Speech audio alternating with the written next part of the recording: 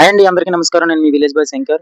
భవానీమాల, స్వామిమాల, శివమాల ఇలా చాలా మాలలున్నాయి. భక్తితో దేవుడిని కొలవడానికి చాలా దారులు, చాలా మార్గాలున్నాయి. కానీ ఈ భవానీమాల, స్వామిమాల ఈ మాలాధారణ అనేది ఏంటంటే, ఒక అభిషేకం చేసి, సాక్షాత్ నమస్కారం చేయించి, ఒక ప్రమాణంలా చేయించి, నేనిలా దీక్షగా ఉండగలుగుతాను, దీక్ష చేయగలను అని నమ్మకం ఉంటేనే వెయ్యమని ఒక ప్రమాణం చేయించి, ఆ మాలాధారణ చేస్తారు. అటువంటి మాలాధారణ చేసి ఈరోజు చాలామంది రకరకాల విన్యాసాలు, రకరకాల చెత్త చెత్త వేషాలేస్తున్నారు. అటువంటి వాళ్ళ కోసం చెప్తున్నా. హిందూ ధర్మం అంటే ఒక పవిత్రమైనది. అటువంటి మాలాధారణ అంటే ఇంకా పవిత్రమైనది. 41 రోజు నేను దీక్షగా ఉండగలను, చెయ్యగలను అని నమ్మకం ఉన్నవారే మాలేస్తారు.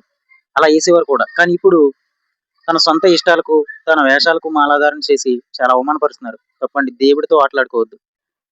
రాజకీయ నాయకులన్నా, హీరోలన్నా అభిమానం ఉండొచ్చు. ఎంతవరకు మీరు మాలాధారణలో లేనప్పుడు, మీరు మామూలుగా ఉన్నప్పుడు మీ ఇష్టం వచ్చినట్టు ఏసేయాలండి. కావాలితే మీ ఇంట్లో ఒక మందిరం కట్టించుకునే దేవుళ్ళ కొలవండి. లేదు ఊరు మధ్యలో ఒక గుడి కట్టించుకుని కొలవండి, తప్పులేదు. కానీ మాలాధారణ చేసిన టైంలో ఇలా చేయడం చాలా రాంగ్. నాకైతే ఇది చాలా తప్పు. ఇలా అన్నందుకు పవన్ కళ్యాణ్ గారి అభిమానులకి, జగన్ గారి అభిమానులకి, ఇంకా వేరే రాజకీయ నాయకులు ఎవరున్నా వాళ్ళ అభిమానులకి కోపం రావచ్చు. కానీ నాకు తెలిసి అయితే ఇది చాలా తప్పు. ప్లీజ్ దయచేసి ఇలాంటి తప్పులు చెయ్యకండి. చేసే వాళ్ళని ఎంకరేజ్ చేయకండి ప్లీజ్. మన పూర్వీకుల దగ్గర నుంచి మనం తెలుసుకుని కొన్ని వేల సంవత్సరాల నుంచి వస్తున్న ఆచారాలని మనం చెప్పాల్సింది పోయి ఇలా చేసి మనం ముందు తరానికి ఇచ్చే మెసేజ్ కరెక్ట్ కాదు.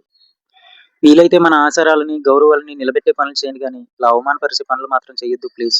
జగన్ గారు, పవన్ కళ్యాణ్ గారు వీళ్ళెవరు తక్కువ, ఎక్కువ అని కాదు. నాకు అనిపించింది నేను చెప్పాను. మీరేమనుకున్నారో కామెంట్‌లో తెలియజేయండి. కానీ ఇటువంటివి చేయడం తప్పు అనే ఉద్దేశంతో మాత్రమే ఈ వీడియో చేశాను.